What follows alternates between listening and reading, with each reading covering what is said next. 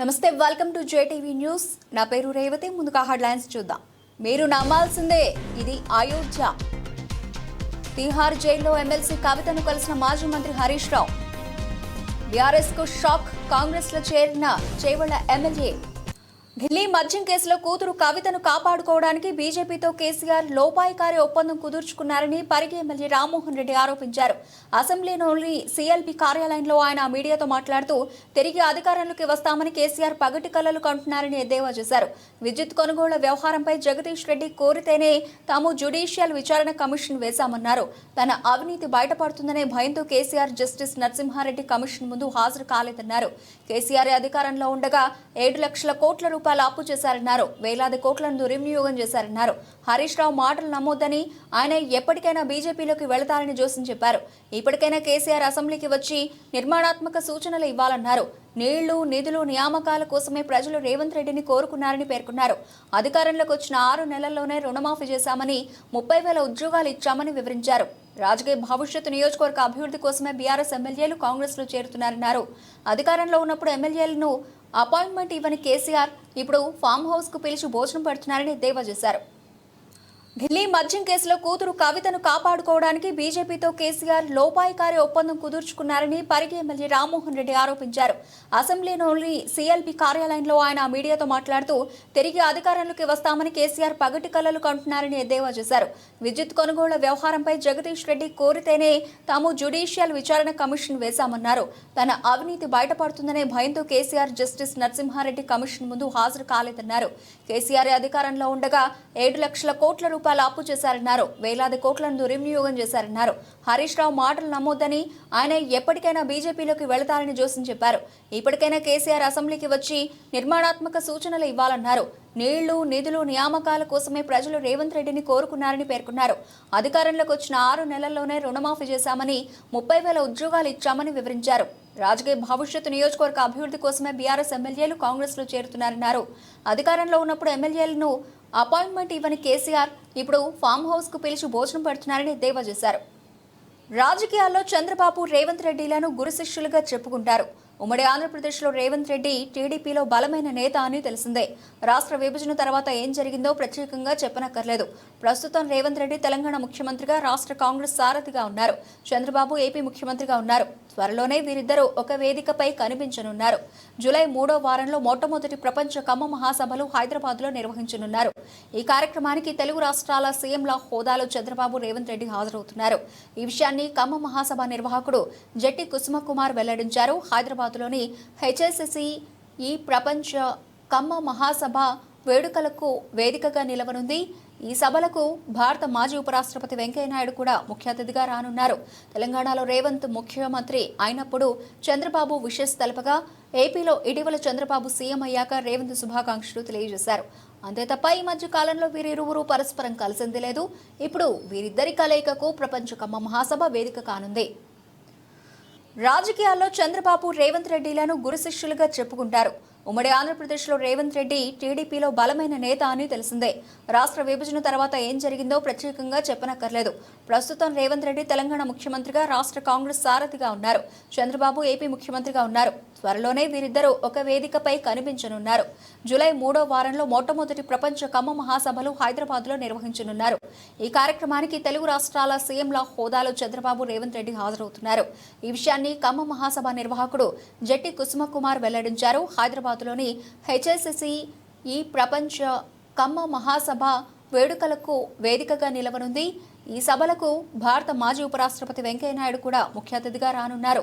తెలంగాణలో రేవంత్ ముఖ్యమంత్రి అయినప్పుడు చంద్రబాబు విషెస్ తెలపగా, ఏపీలో ఇటీవల చంద్రబాబు సీఎం అయ్యాక రేవంత్ శుభాకాంక్షలు తెలియజేశారు. అంతే తప్ప ఈ మధ్య కాలంలో వీరిరువురు పరస్పరం కలిసింది లేదు. ఇప్పుడు వీరిద్దరి కలయికకు ప్రపంచ కమ్మ మహాసభ వేదిక కానుంది. బీఆర్ఎస్ పార్టీకి మరో షాక్ తగిలింది. వరుసగా ఎమ్మెల్యేలు అధికార కాంగ్రెస్ పార్టీలో చేరుతున్నారు. తాజాగా చేవళ్ల ఎమ్మెల్యే కాళ యాదయ్య కాంగ్రెస్ కండువా కప్పుకున్నారు. ఢిల్లీలో ముఖ్యమంత్రి రేవంత్ రెడ్డి సమక్షంలో ఆయన అధికార పార్టీలో చేరారు.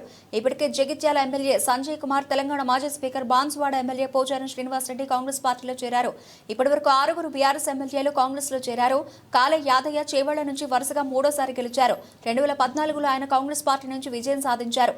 ఆ తర్వాత బీఆర్ఎస్ లో చేరారు. 2018, 2023 2023 అసెంబ్లీ ఎన్నికల్లో బీఆర్ఎస్ తరఫున విజయం సాధించారు. గత ఎన్నికల్లో సమీప కాంగ్రెస్ అభ్యర్థి భీమ్ భరత్పై 268 ఓట్ల తేడాతో విజయం సాధించారు. బీఆర్ఎస్ పార్టీకి మరో షాక్ తగిలింది. వరుసగా ఎమ్మెల్యేలు అధికార కాంగ్రెస్ పార్టీలో చేరుతున్నారు. తాజాగా చేవెళ్ల ఎమ్మెల్యే కాళ యాదయ్య కాంగ్రెస్ కండువా కప్పుకున్నారు. ఢిల్లీలో ముఖ్యమంత్రి రేవంత్ రెడ్డి సమక్షంలో ఆయన అధికార పార్టీలో చేరారు. ఇప్పటికే జగిత్యాల ఎమ్మెల్యే సంజయ్ కుమార్, తెలంగాణ మాజీ స్పీకర్ బాన్సువాడ ఎమ్మెల్యే పోచారం శ్రీనివాసరెడ్డి కాంగ్రెస్ పార్టీలో చేరారు. ఇప్పటివరకు 6 బీఆర్ఎస్ ఎమ్మెల్యేలు కాంగ్రెస్ లో చేరారు. కాళ యాదయ్య చేవెళ్ల నుంచి వరుసగా 3వ సారి గెలిచారు. 2014లో ఆయన కాంగ్రెస్ పార్టీ నుంచి విజయం సాధించారు. ఆ తర్వాత బీఆర్ఎస్ లో చేరారు. 2018, 2023 అసెంబ్లీ ఎన్నికల్లో బీఆర్ఎస్ తరఫున విజయం సాధించారు. గత ఎన్నికల్లో సమీప కాంగ్రెస్ అభ్యర్థి భీమ్ భరత్పై 268 ఓట్ల తేడాతో విజయం సాధించారు. ప్రభాస్ హీరోగా నాగశ్విన్ దర్శకత్వంలో వచ్చిన కల్కి 2898 AD చిత్రం బాక్స్ ఆఫీస్ ను ఊపేస్తోంది. నిన్న ప్రేక్షకుల ముందుకు వచ్చిన ఈ భారీ టెక్నికల్ వండర్ తొలి రోజే 191.5 కోట్ల రూపాయలు రాబట్టింది. తెలుగు సినిమా సత్తాను చాటేలా ప్రపంచవ్యాప్తంగా అదిరిపోయే కలెక్షన్లతో దూసుకువెడుతోంది. కల్కి చిత్రం తొలి ఆట నుంచి అన్ని ఏరియాల్లో బ్లాక్ బస్టర్ టాక్ తెచ్చుకుంది. ప్రభాస్ స్టామినాను చాటేలా ఉండడంతో ఈ సినిమాకు ఫ్యాన్స్ పోటెత్తారు. దానికి తోడు అమితాబ్ బచ్చన్, కమల్ హాసన్, దీపికా పదుకొనేలా పర్ఫార్మెన్స్ కూడా సినిమాలో ఈలలు వేయించేలా ఉంది. మహాభారత గాథను లింక్ చేసి రూపొందించుకున్న కథతో నాగశ్విన్ వెండితెరపై చేసిన మ్యాజిక్ కు సినీ ప్రేక్షకులు బ్రహ్మరథం పడుతున్నారు. వరల్డ్ వైడ్ గా ఈ సినిమాను 8,000కు పైగా స్క్రీన్లపై రిలీజ్ చేయగా ప్రతి చోట హౌస్ ఫుల్ కలెక్షన్లతో రన్ అవుతోందని ట్రేడ్ వర్గాలు అంటున్నాయి. ఈ సినిమాకు అడ్వాన్స్ బుకింగ్ రూపంలోనే 100 కోట్ల రూపాయలు వచ్చాయి. ఎక్కడా నెగిటివ్ రివ్యూలు లేకపోవడంతో ఈ వారం ముగిసేసరికి పలు బాక్స్ ఆఫీస్ రికార్డులను కల్కి 2898 AD అధిగమించే అవకాశం ఉంది. ప్రభాస్ హీరోగా నాగశ్విన్ దర్శకత్వంలో వచ్చిన కల్కి 2898 AD చిత్రం బాక్స్ ఆఫీస్ ను ఊపేస్తోంది. నిన్న ప్రేక్షకుల ముందుకు వచ్చిన ఈ భారీ టెక్నికల్ వండర్ తొలి రోజే 191.5 కోట్ల రూపాయలు రాబట్టింది. తెలుగు సినిమా సత్తాను చాటేలా ప్రపంచవ్యాప్తంగా అదిరిపోయే కలెక్షన్లతో దూసుకువెడుతోంది. కల్కి చిత్రం తొలి ఆట నుంచి అన్ని ఏరియాల్లో బ్లాక్ బస్టర్ టాక్ తెచ్చుకుంది. ప్రభాస్ స్టామినాను చాటేలా ఉండడంతో ఈ సినిమాకు ఫ్యాన్స్ పోటెత్తారు. దానికి తోడు అమితాబ్ బచ్చన్, కమల్ హాసన్, దీపికా పదుకొనేలా పర్ఫార్మెన్స్ కూడా సినిమాలో ఈలలు వేయించేలా ఉంది. మహాభారత గాథను లింక్ చేసి రూపొందించుకున్న కథతో నాగశ్విన్ వెండితెరపై చేసిన మ్యాజిక్ కు సినీ ప్రేక్షకులు బ్రహ్మరథం పడుతున్నారు. వరల్డ్ వైడ్ గా ఈ సినిమాను 8,000కు పైగా స్క్రీన్లపై రిలీజ్ చేయగా ప్రతి చోట హౌస్ ఫుల్ కలెక్షన్లతో రన్ అవుతోందని ట్రేడ్ వర్గాలు అంటున్నాయి. ఈ సినిమాకు అడ్వాన్స్ బుకింగ్ రూపంలోనే 100 కోట్ల రూపాయలు వచ్చాయి. ఎక్కడా నెగిటివ్ రివ్యూలు లేకపోవడంతో ఈ వారం ముగిసేసరికి పలు బాక్స్ ఆఫీస్ రికార్డులను కల్కి 2898 AD అధిగమించే అవకాశం ఉంది. తిహార్ జైల్లో ఉన్న బీఆర్ఎస్ ఎమ్మెల్సీ కవితను మాజీ మంత్రి హరీష్ రావు శుక్రవారం ఉదయం కలిశారు. ఈ ములాఖాత్ సందర్భంగా ఎమ్మెల్సీ కవిత యోగక్షేమాలు అడిగి తెలుసుకున్నారు. కాగా ఇటీవలే మాజీ మంత్రులు సత్యవతి రాథోడ్, సబితా ఇంద్రారెడ్డి, కేటీఆర్ కవితను కలిసిన విషయం తెలిసిందే. ఇక ఢిల్లీ లిక్కర్ స్కామ్ కేసులో రిమాండ్లో ఉన్న ఎమ్మెల్సీ కవిత జ్యుడిషియల్ కస్టడీని కోర్టు మరోసారి పొడిగించిన సంగతి తెలిసిందే. జూలై 5వ తేదీ వరకు ఆమె కస్టడీని పొడిగిస్తూ ఢిల్లీ రౌస్ ఎవెన్యూ కోర్టు ఉత్తర్వులు జారీ చేసింది.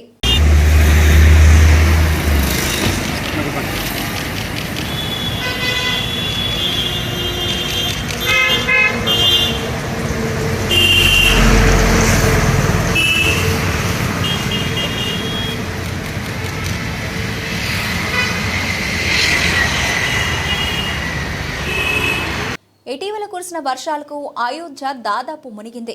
మోకాళ్ల లోతు నీటితో రోడ్లు, వీధులు కలిసిపోయి ఏది ఎక్కడ ఉందో గుర్తుపట్టలేనంతగా చెరువులను తలపిస్తున్నాయి. రామమందిరం సమీపంలోని నివాసాలు పూర్తిగా నీటిలో చిక్కుకున్నాయి. చాలా ప్రాంతాల్లో బైకులు, కార్లు మునిగిపోయాయి. స్థానికులు మోకాళ్ల లోతు నీటిలో నడుస్తూ ఇళ్లకు చేరుకుంటున్నారు. వర్షం పడిన ప్రతిసారి తమకు ఈ తిప్పలు తప్పవని స్థానికులు ఆవేదన వ్యక్తం చేస్తున్నారు. రామమందిర దర్శనానికి వచ్చే భక్తుల కష్టాలకు లెక్కే ఉండదని వాపోతున్నారు. రోజుకు 2,000 నుంచి 2,500 మంది వస్తుంటారని, వారు ఎదుర్కొనే ఇక్కట్లు అన్ని ఇన్ని కావని చెబుతున్నారు. వీధులు పూర్తి బురదమయంగా ఉండడంతో బైకులు, ఇతర వాహనాలు వీధుల్లోకి రాలేదని పేర్కొంటున్నారు. అంతేకాకుండా భవన నిర్మాణాల ప్లాన్లలోనూ చాలా లోపాలు ఉన్నాయని చెబుతున్నారు. ఇవన్నీ అయోధ్యను దారుణంగా మారుస్తున్నాయని ఆగ్రహం వ్యక్తం చేస్తున్నారు. వీధుల్లో మోకాళ్ల లోతులో చేరిన నీరుతో రామమందిర పరిసర ప్రదేశాలు బురదమయంగా అడుగు కూడా వేయలేనంతగా ఉన్న దృశ్యాలకు సంబంధించిన వీడియో సోషల్ మీడియాలో వైరల్ అవుతోంది.